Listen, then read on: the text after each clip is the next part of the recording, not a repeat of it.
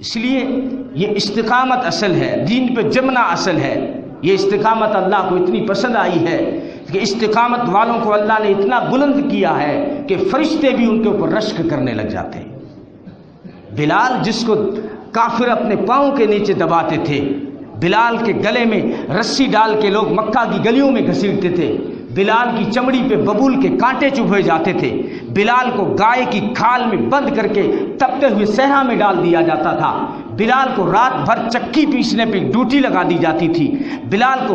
مشرکین مکہ باری باری رات بھر مارتے تھے۔ وہ کہتا ہے کئی مہینے گزر گئے، نیند کیا ہوتی ہے مجھے نہیں پتا، مجھے کافر سونے نہیں دیتے، مجھے چکی پیسنی ہوتی ہے اور مجھے کافر مارتے رہتے ہیں، اور دیر رات بھر مار کھانے کے بعد جب میرے جسم سے جو خون کے پھوارے چھوٹ رہے ہوتے ہیں تو عرب کی سنگ لاخ دھرتی پر اس پتھریلی زمین پہ بلال کو لٹا دیا جاتا اور اوپر بھاری چٹان رکھ دی جاتی کہ بلال ہل نہ سکے، اور پھر بلال کی گردن پہ پاؤں رکھ دیا جاتا کہ بلال کا نام و نشان مٹ جائے۔ لیکن بلال نے استقامت دکھائی، ان حالات میں بھی کہا ربنا اللہ، میرا رب اللہ ہے، احد احد ایک ہی ہے، مار دو تب بھی ایک ہے، بلال زندہ رہے تب بھی ایک ہے، بلال ٹکڑے ہو جائے تب بھی ایک ہے، میری چھاتی پہ چٹان رکھو تب بھی ایک ہے، میری گردن پہ پاؤں رکھو تب بھی ایک ہے، مجھے مکہ کی گلیوں میں گھسیٹو تب بھی وہ ایک ہے۔ ہر حال میں جب اس نے یہ کہا تو اللہ نے اس سے اتنا بلند کر دیا کہ چلتا دھرتی پہ ہے، پاؤں کی آہٹ جنت میں سنائی دیتی ہے۔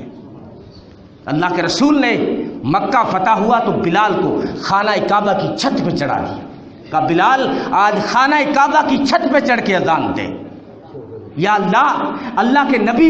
لوگ جب اذان دیتے ہیں تو اپنا منہ کعبے کی طرف کرتے ہیں، آپ نے مجھے کعبے پہ چڑھا دیا، میں کدھر منہ کر کے اذان دوں؟ نبی نے فرمایا یہ جو کعبہ بنا ہوا ہے یہ تو دوسرے لوگوں کا کعبہ ہے، اے بلال تیرا کعبہ محمد الرسول اللہ